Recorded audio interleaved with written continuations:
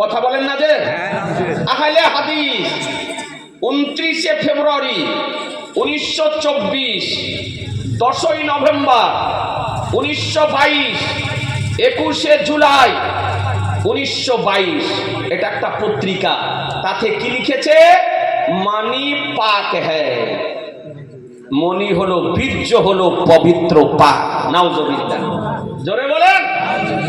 বলছে মনি বীর্য হলো পাক। যে জাতের লোক বীর্যকে পাক বলে ওই দলে যাবে? যাবেন না। আজি জানে মোহতারাম।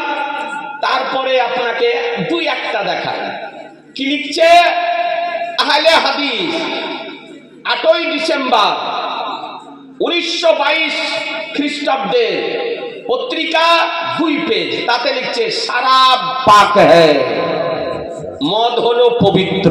নাউজুবিল্লাহ বলেন, জোরে বলেন না।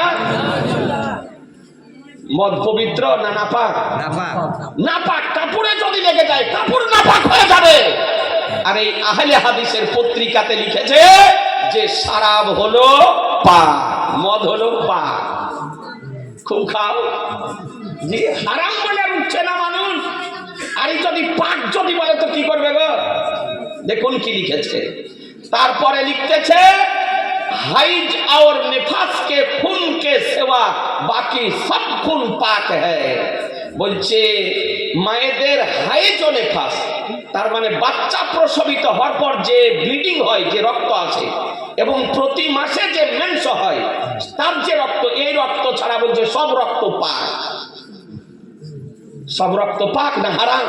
না পাক, না পাক, প্রবাহিত রক্ত। আর সেটা বলছে পাক। আজি জানে মোহতারাম। তারপরে কি বলতেছে ব্রাদার আল ইসলাম?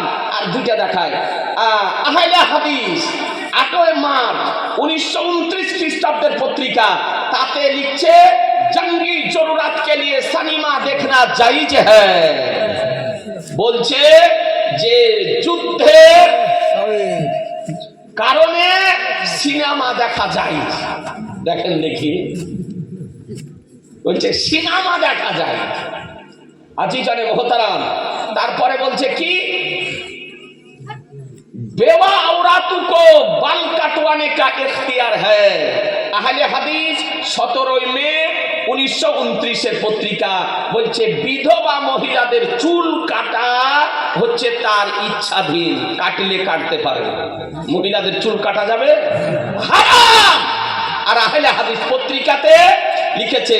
তারপরে কি লিখতেছে আহলে হাদিস 31 মে 1929 খ্রিস্টাব্দের পত্রিকা। তাতে লিখছে শাদি মে গানা বাজানা জায়েজ হ্যায়, বিবাহতে গান বাজনা বাজানো জায়েজ। নাউজুবিল্লাহ বলে জি।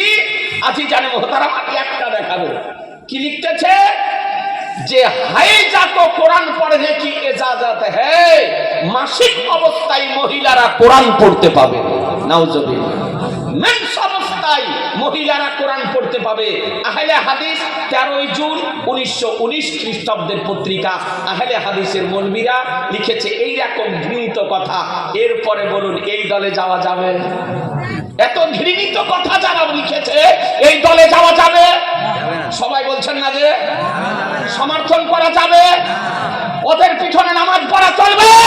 যে না মুসলমান কোন ভাই কোন যুবক ভুলবশত কোন ব্রেন্টাল বক্তার বক্তব্য শুনে ইউটিউবে বা ফেসবুকে যদি ওই আহলে হাদিসে গিয়ে যদি থাকো, আমি অনুরোধ করব সুন্নি জামাতের পক্ষ থেকে দাওয়াত দেব যে তুমি সুন্নি জামাতের পথমতে ফিরে এসো। ইহজগত মঙ্গল হবে, পরজগত মঙ্গল হবে। জি না জি, অনুরোধ করব ফিরে এসো। যদি জাহান্নামের জ্বলন্ত আগুন থেকে মুক্তি যদি পেতে চাও, সুন্নি জামাতের পথমতের উপরে ফিরে এসো। এই ভ্রান্ত ঘৃণিত মতবাদ ত্যাগ করে আল্লাহ তাআলা আপনাদেরকে যেন আহলুস সুন্নাত ওয়াল জামাতের উপর কায়েম